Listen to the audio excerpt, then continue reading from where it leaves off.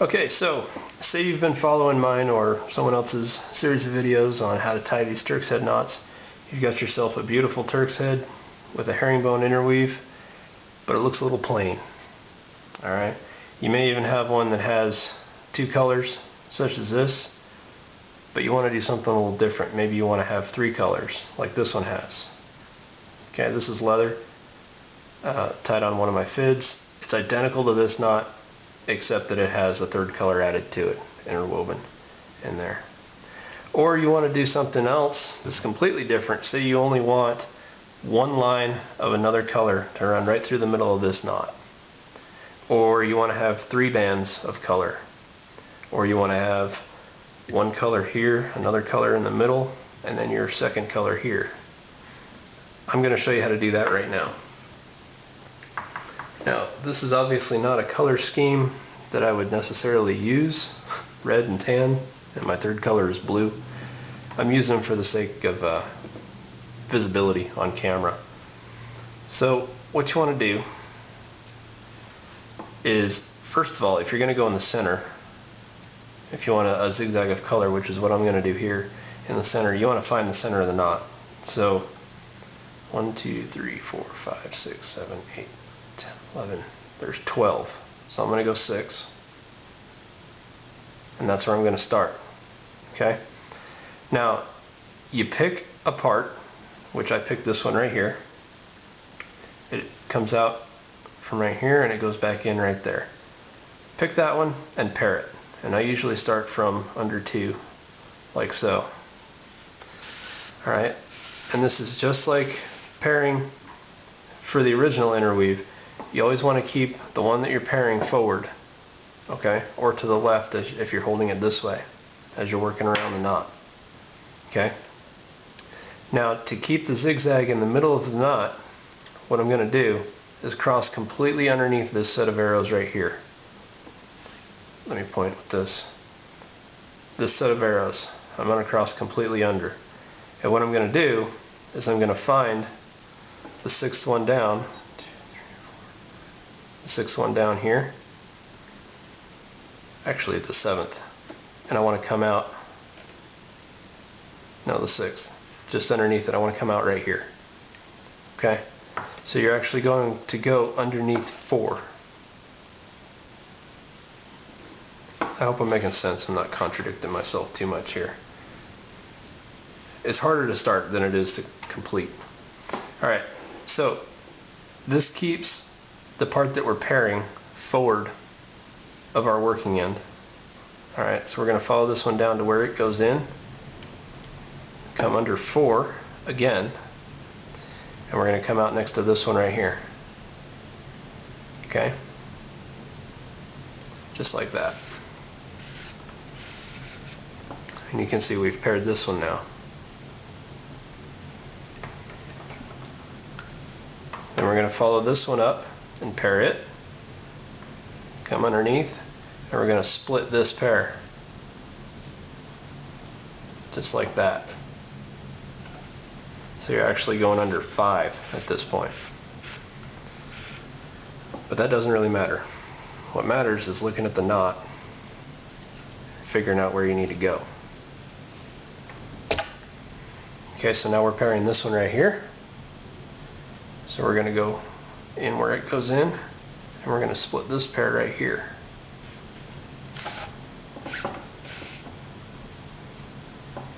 Coming back up, pairing this one here,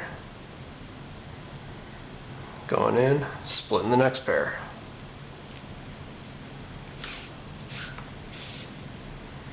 Okay, now we're going to run into splitting a pair when we go back in.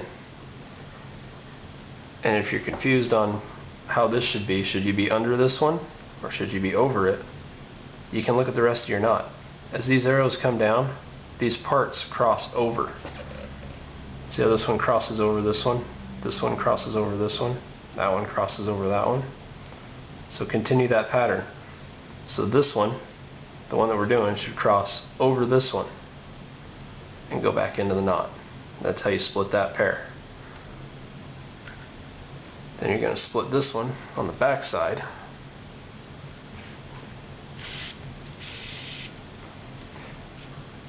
and you can see the pattern is maintained. All your arrows or chevrons, whatever you want to call them, they have the same pattern, where this one is over this one, and this one is over this one, and this one's over this one. And on the other side, where you split this pair, the same is true. See that? So now we're following this one, and we need to split it this way. Looking at your knot, you see this right one or bottom one, however you're looking at it, comes over this one before it goes in. So that's what we're going to do.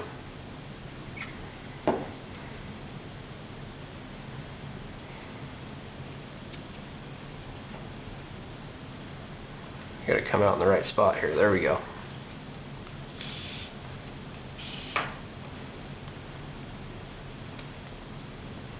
Okay, we exited under and we entered over as far as the tan goes.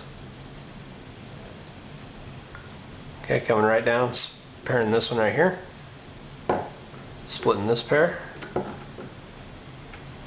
come underneath, oh, and we're done. So we can just go under two, come right out of the knot again, and there's your center color, center band of color all the way through the knot, that one zigzag. Alright, so you can cut these ends off, stuff them in the knot. No one will ever know how you did it. Alright, so I cut off the ends of the tan there because it was getting in the way. You can still see a little blurb of tan right here because it's the end poking through, but once this knot's all cleaned up and everything's tightened down, you'll never see it. No one will ever notice it. Alright, so you wanted to add more color to this. You wanted to do a band of color, two above and two below this tan right here. For the sake of illustration, I'm going to use blue.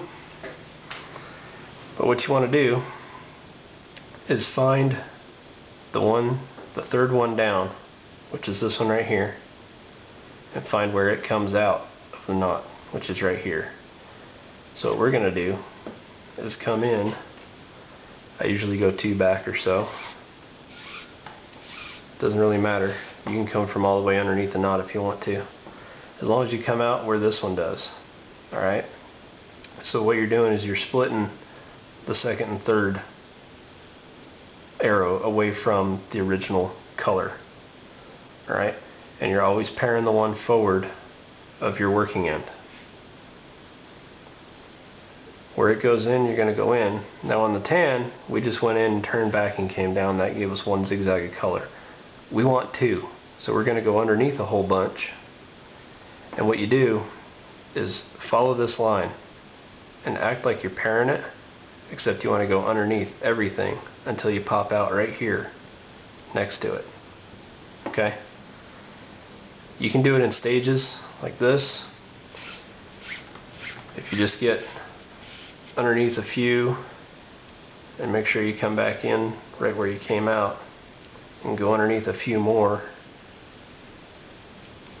you can kind of fish around and pop out right where you want to. Okay? So all we did was pair this all the way up like we were doing a regular interweave pattern, except we skipped the center section. Okay? So we went in here and we came out here. Two below, two above. Alright, now we're pairing the one in front, so we're going to follow this one, and we need to turn back because we only want one zigzag of color above, and we're going to pop out right here. So you're actually going underneath four at this point because you want to come out between the second and third away. Let me point with this so you can see what I'm talking about. So you got two arrows above, that's the third one, and you want to pop out in between them so you can pair the one forward of your working end, which is this one right here.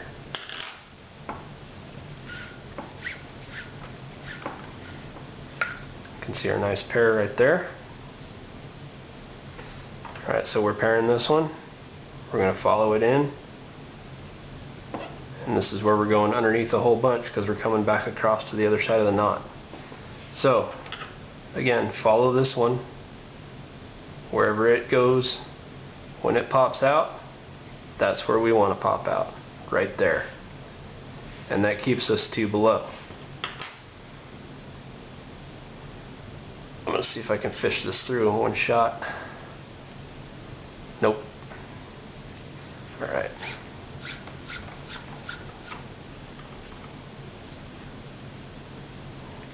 Even everything up. I want to come right back down into the knot because I'm going underneath everything here. And I want to come out right here.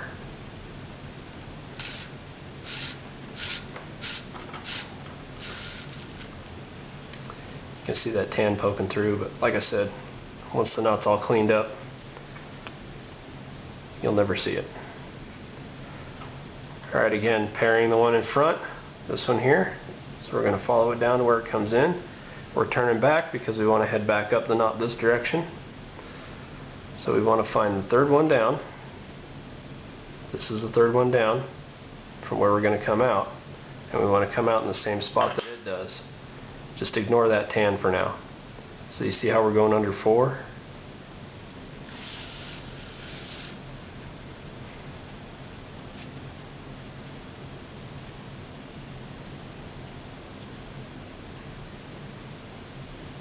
Okay, ignoring the tan here, we're staying 2 away from our tan zigzag in the center, or our center color. Alright, we're pairing this one. It's the one ahead of our working end. Back in. And again, we're going to follow it up to where it comes out, which is right there. I can mark it with another needle.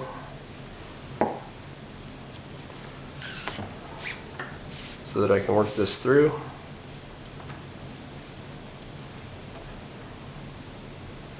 Making sure I come back in the same spot that I popped out there.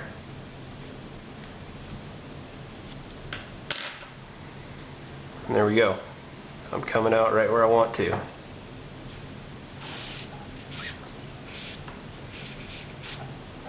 And again, if you do it in 2 stages like that, make sure you don't go over anything, otherwise that blue is going to show through.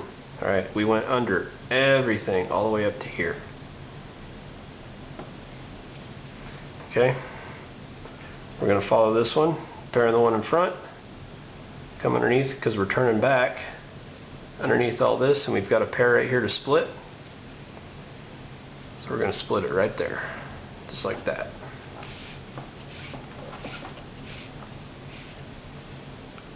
Now I'm not pulling these super tight because I want to leave myself room to keep working my line through.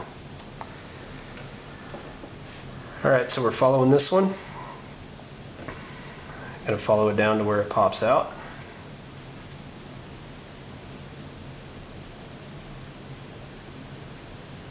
All the way down to right here.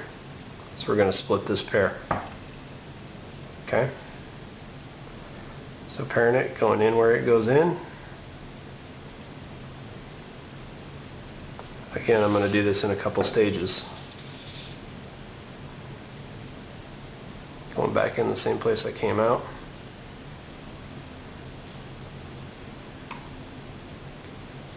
And there we go. I'm popping out right next to it, splitting that pair. Alright. Now if you're looking for how to split this pair, do I want to split over or do I want to split under? Take a look at the other arrows. See how these are, the right side is over, right side's over, right side's over, and so on. You want to make sure that the right side is over. So this is how you want to split that pair.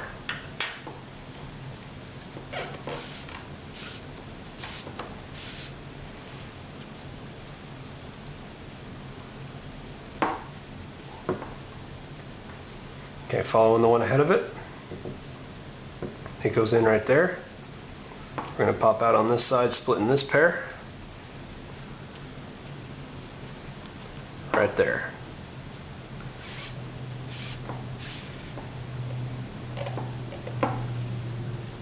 Okay, following the one ahead of it. Maintaining that 2 distance. We're going to follow it where it goes. make sure I don't go over anything as I do this in stages here.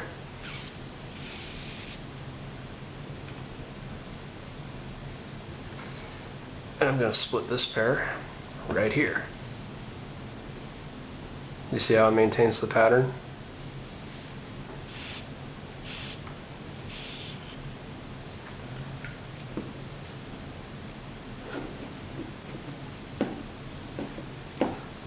That's what I was talking about. You see I accidentally went over the tan right there. You see how that blue is showing through? That won't hide very well even after you tighten the knot. So what I'm going to do is run this back through to the spot where I accidentally went over and make sure I get way down underneath that tan.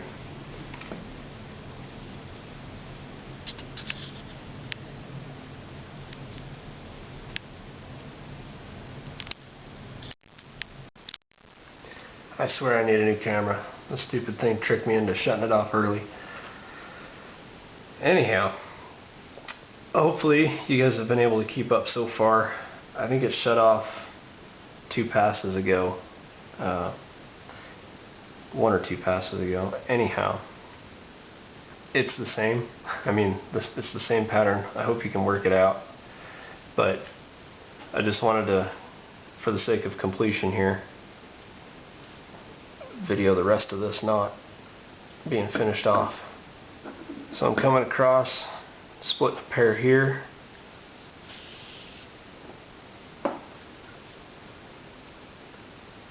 pairing this one, splitting this pair here, or following this one. We're not pairing it actually, we're following it.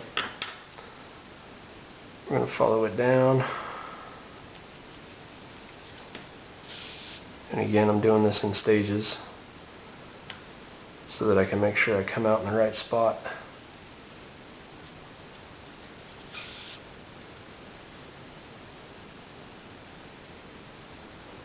And we're going to split this pair right here.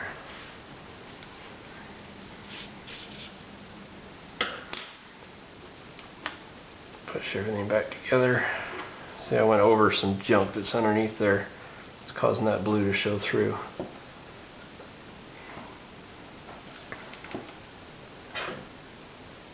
And this is the last spot coming back next to our standing end. So we actually do have a completed Turk's head tied on top of a Turk's head. And there you go. There's multicolor interweaves, setting up different patterns on a herringbone, or different color patterns in a herringbone pattern. And when you're done, you can roll the knot like this to kind of flatten everything out, or you can beat on it with a hammer. That's what I usually use. I use a mallet that I beat down my leather knots with so that they lay nice and flush. I roll my braids and I hammer out my knots. But there you go. Hopefully you've been able to follow along. I apologize for all the technical difficulties I have.